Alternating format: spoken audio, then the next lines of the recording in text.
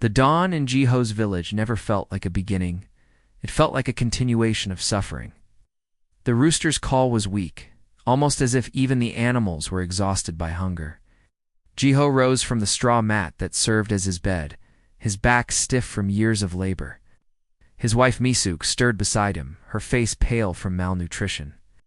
Their young son, barely 8, still slept, his ribs visible even under the thin quilt.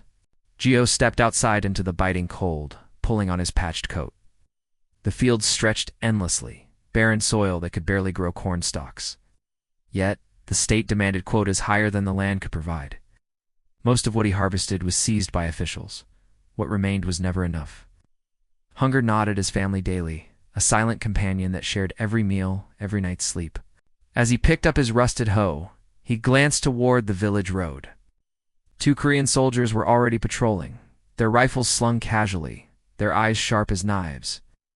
Jiho kept his gaze lowered. A wrong look, an unsteady step, even a hint of disobedience could lead to questioning. Or worse. He had seen men vanish after speaking too freely. Their families were left with silence as their only answer. The day passed in endless repetition, striking the earth, sweating despite the cold, offering silent prayers to a sky that never answered. At noon, Misuk arrived with a thin bowl of corn gruel. They ate in silence, careful to shield their food from curious eyes. Even sharing a spoonful too generously could be misinterpreted as hoarding. By evening, Jiho returned home with sore muscles and empty hands. His son tugged at his sleeve, whispering of hunger, while Misuk tried to hush him. Jiho could not meet their eyes. The shame of being unable to provide weighed heavier than his hoe. That night, as the wind howled through the cracks in their wooden door, Jiho lay awake, staring into darkness. He thought of escape, of a world beyond the barbed wires and watchtowers. But dreams were dangerous. Dreams could kill. In North Korea, survival was not about living, it was about enduring another day, and Jiho had no choice but to endure. The wind that night was cruel, rattling Jiho's wooden shutters like impatient fingers.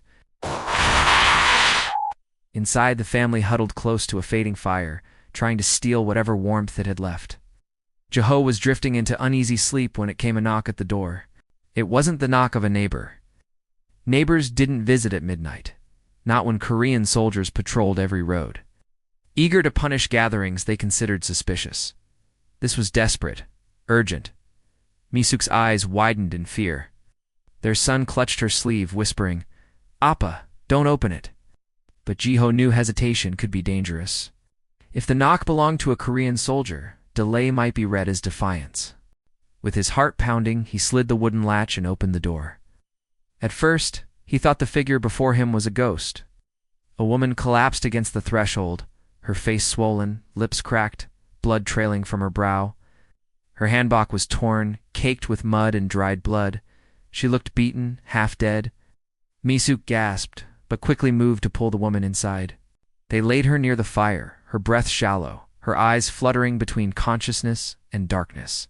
Jiho fetched a rag and water, dabbing at her wounds with trembling hands. "Who could she be?" Misuk whispered.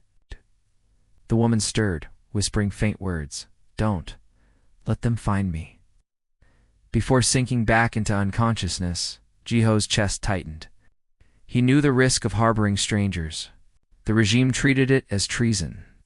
One report from a neighbor or one random inspection and their entire family could be sent to a labor camp. Still looking at the broken woman, Jiho could not turn her away. For hours, Misuk tended to her while Jiho stood watch by the window, staring into the darkness beyond the frozen fields. Every sound, every gust of wind, every creak of the roof felt like the approach of boots. Just before dawn, the woman stirred again. This time her voice was clearer, though faint with pain. She clutched Jiho's sleeve, her eyes burning with a mix of fear and pride. "My name, Sujin," she rasped. "I am General Kang's sister." Jiho froze, his blood turned cold. The woman bleeding on his floor was no ordinary fugitive. She was tied to one of the most feared men in all of North Korea, and now she was his secret. Jiho sat motionless beside the fire, the woman's words still echoing in his mind. General Kang's sister. General Kang was not just another officer. He was a name whispered in fear across villages. Known for his brutality, his orders had filled labor camps with the starving and the broken. People said that even the smallest act of disloyalty, a missed salute, a forgotten slogan, could bring his wrath. To hide his sister under one's roof was not just risky, it was suicide. Mizuki looked at Jiho with wide, frightened eyes. "You heard her?" she whispered. "If this is true, they'll tear this house apart to find her." Jiho pressed a hand to his forehead. His family had so little already, barely enough cornmeal to survive each day, a roof that leaked in summer rains. But now, the decision before him wasn't about food or work, it was about life and death. Sujin stirred, her cracked lips parting. "I escaped," she whispered, her voice raw. "He will not forgive me, if he knows." Mizuki leaned closer. Why would his own sister run? Sujin's eyes filled with tears she tried to hide. Because even blood means nothing, in his world. Word struck Jiho harder than any fist. If even the sister of a general wasn't safe, what chance did ordinary farmers have? Yet the danger was unbearable. Jiho imagined the knock of boots, the wooden door splitting under soldiers' rifles. His son dragged screaming into the night. His heart raced with the weight of choice, to protect this woman and risk all their lives, or to cast her back into the cold and pretend she had never appeared. But then he looked at her broken face, her trembling hands, and something shifted. She wasn't a symbol of power anymore. No, she was just a wounded woman, abandoned and betrayed, much like his people. "I can't turn her out," Jiho said finally, his voice low, steady. "If they find out, we'll suffer. But if I let her die on the road, then I'm no better than them." Mizuki bowed her head. Tears welled in her eyes, but she nodded. The choice was made. From that moment, Sujin's fate became theirs. And in North Korea, secrets had a way of digging graves. Morning came heavy with silence, the kind that carried more threat than comfort. Jiho stepped outside, a basket on his back, pretending to collect firewood. His eyes scanned the frozen road. He didn't need to wait long. A column of Korean soldiers marched past, their rifles glinting under the pale sun. Their boots struck the ground in rhythm like a drumbeat of fear. At the head of the group was an officer shouting orders. "Every house will be checked. General Kong demands his missing sister returned. No one hides a fugitive without punishment." Jiho's heart froze. The words weren't whispers anymore. They were official orders. Jujin wasn't just a secret, she was a target. He lowered his head quickly, hoping to blend into the gray of the villagers gathering outside. A neighbor, Old Man Chol, leaned toward him, voice trembling. "They say anyone caught helping her will lose 3 generations. Parents, children, everyone." The basket nearly slipped from Jiho's hands. He thought of Mizuki and little June, his 6-year-old son. His throat tightened with fear. That night, Mizuki's hands shook as she stirred their thin soup of cabbage leaves. "They're searching, Jiho. They'll come here too. What if they find her?" Jin sat by the corner, wrapped in old quilts. Her face had more color now, but her eyes carried the shadows of someone hunted. "If I stay, your family dies," she whispered. "Perhaps I should leave before it's too late." Jiho stared at her. Her words cut, but they also revealed her heart. She was willing to sacrifice herself to save them. And yet, how could he send her back into the freezing dark where patrols hunted like wolves? He clenched his fists. "No, if they find you, we're doomed.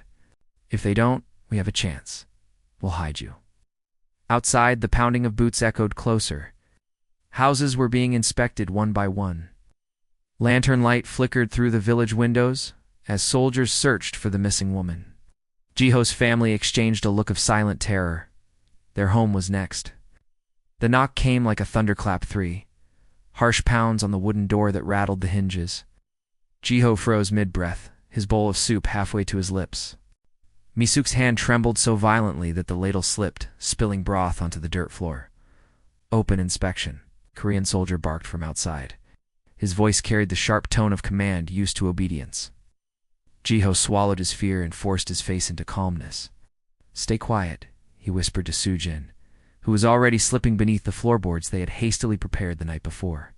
Mizuki pulled the rug back over the hidden hatch, then sat cross-legged on top of it, pretending to mend an old shirt with trembling fingers.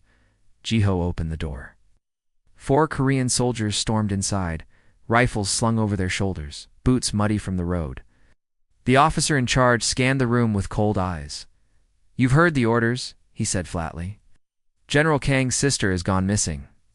If you harbor her, your entire bloodline will be erased." "Understand?" As a respected officer, Jeho replied with a bow so deep it nearly touched the floor. The soldiers began their search. They overturned baskets, opened cabinets, and kicked through bundles of firewood. One lifted Jeho's sleeping son Jun's thin blanket, poking beneath the bed frame with his rifle barrel. The boy whimpered, and Miso clutched him tightly, whispering reassurances through clenched teeth. The officer's boots stopped in the middle of the room, right above the hatch.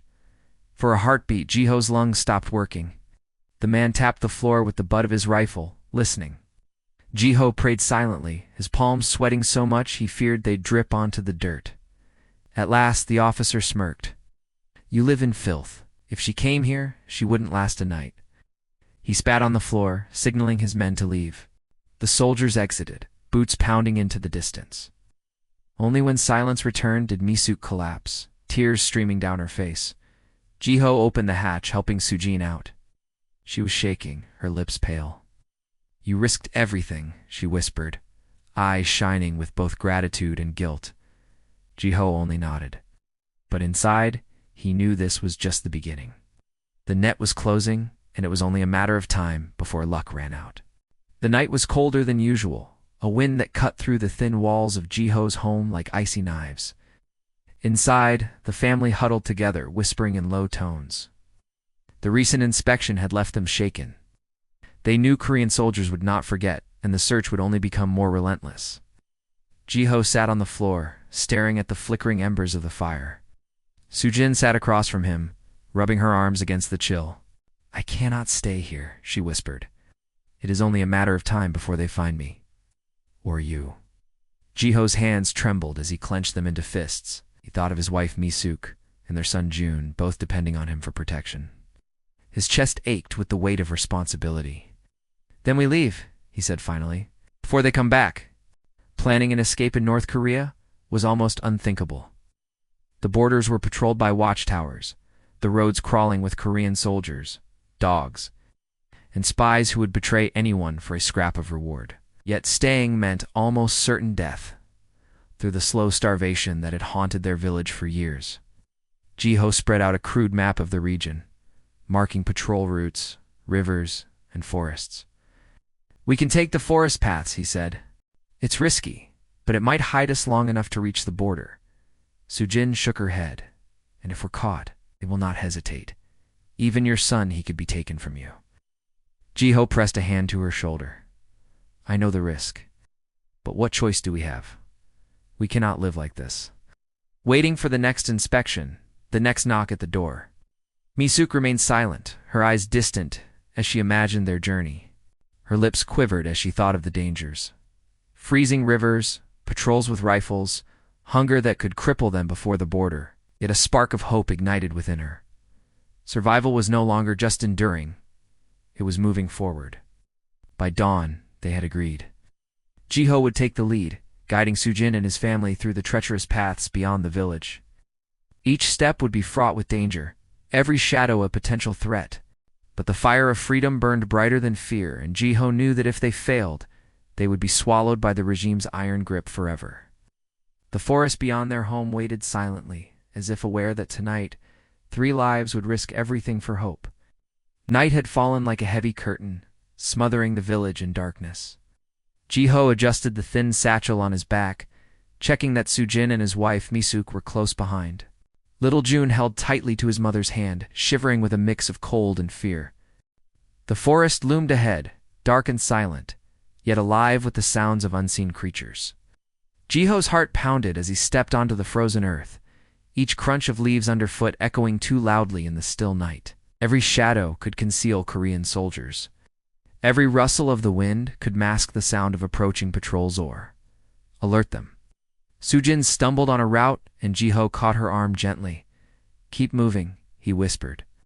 Her eyes shone with determination, despite the blood and bruises that marred her face.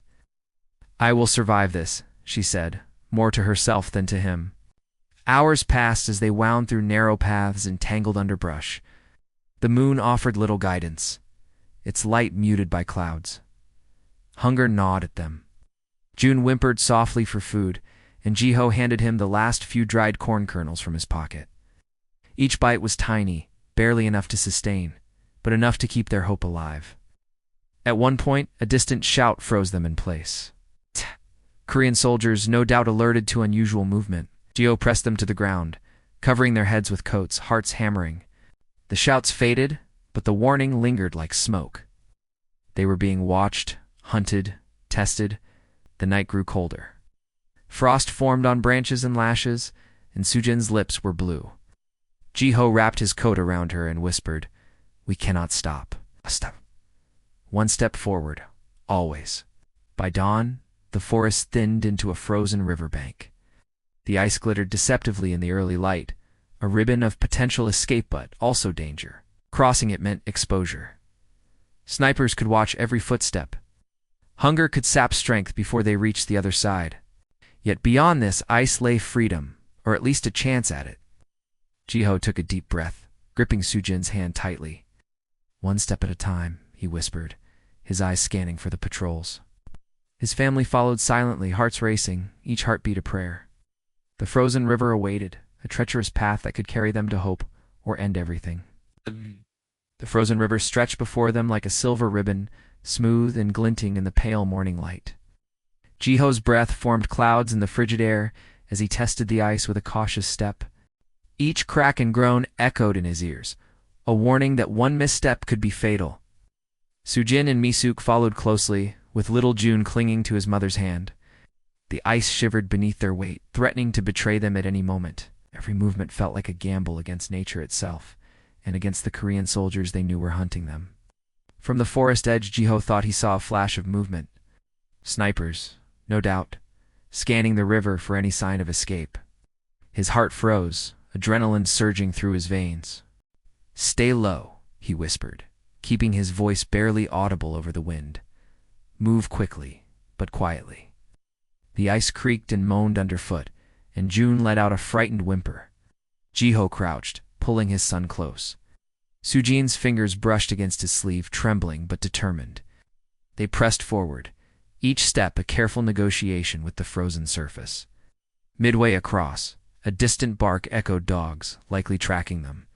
The sound made their blood run cold. Jiho's mind raced. If the ice held, they had a chance.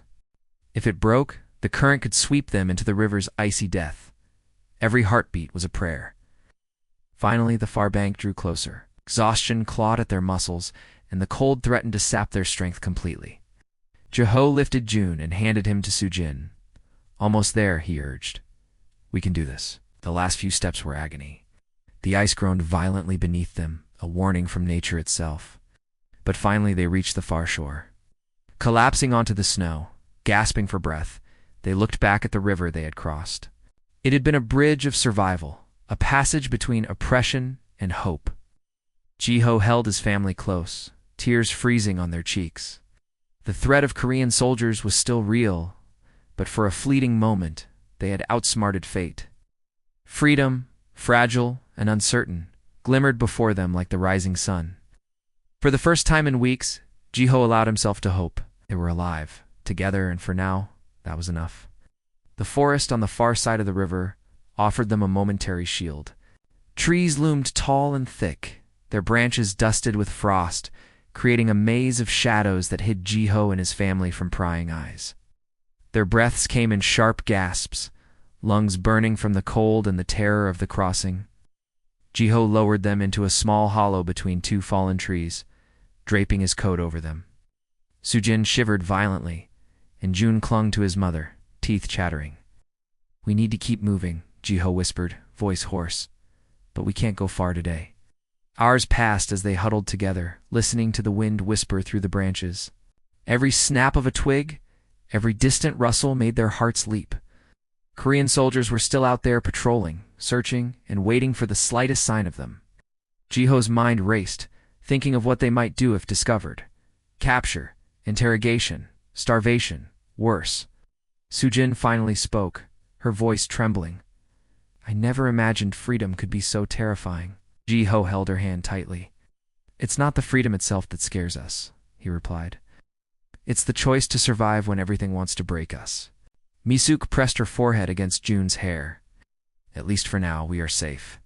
The ice is behind us, and we are alive. Her words were a small comfort, but the shadow of pursuit still loomed. Jiho scanned their temporary refuge, making mental notes of hidden paths and escape routes.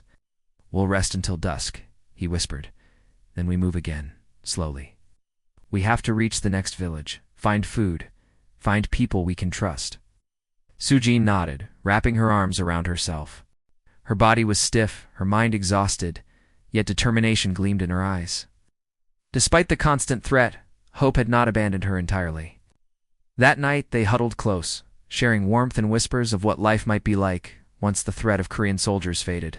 Every small laugh, every soft word, was a defiance of the oppression that had haunted them for so long. Though the path ahead remained perilous, Jiho felt a quiet surge of hope. They had survived the river, had survived the forest, and if they could survive this, perhaps the dawn of a new life was not so far away. The first rays of sunlight pierced the forest canopy, scattering golden light across the frost-covered ground. Jiho stirred his family awake, whispering urgently, "We move now while the soldiers rest. We have a chance."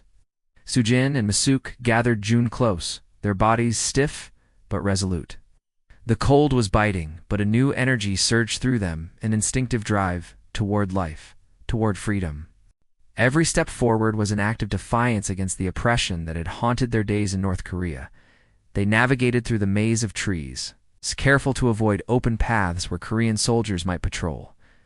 Ho led the way, marking landmarks, noting sounds, and scanning the horizon for threats. Each movement was calculated, each breath measured, yet hope burned brighter than fear.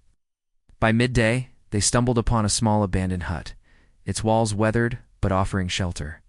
Inside, they found remnants of old provisions, dried corn, some stale grains. Geho allowed a small smile. They were alive, fed, and together. For the first time in weeks, the terror that had gripped them loosened its hold, if only slightly. Sujin knelt beside the small fire Jiho managed to light. "Do you think we'll truly be free?" she asked, her voice soft, almost afraid to believe. Jiho placed a hand over hers, eyes scanning the forest with unwavering determination. "Freedom isn't guaranteed," he said, "but we've survived the impossible. Each step we take, each breath we draw together, is a victory over them. And we will find a place where Korean soldiers cannot follow." Misuk held little June tightly, her tears glistening in the light. "We've made it this far. That is hope enough to keep moving forward." As the sun climbed higher, they prepared to continue their journey. Their path was still treacherous, and dangers lingered. But for the first time, survival was not just about enduring, it was about living. Walking hand in hand, hearts resolute, the family disappeared into the forest. Each step carrying them further from the shadow of oppression and closer to the possibility of a life where fear would not dictate every moment. For Jiho, Sujin, Misuk, and June, the dawn was more than light, it was the promise of hope. A fragile but unwavering glimpse of freedom beyond the reach of Korean soldiers.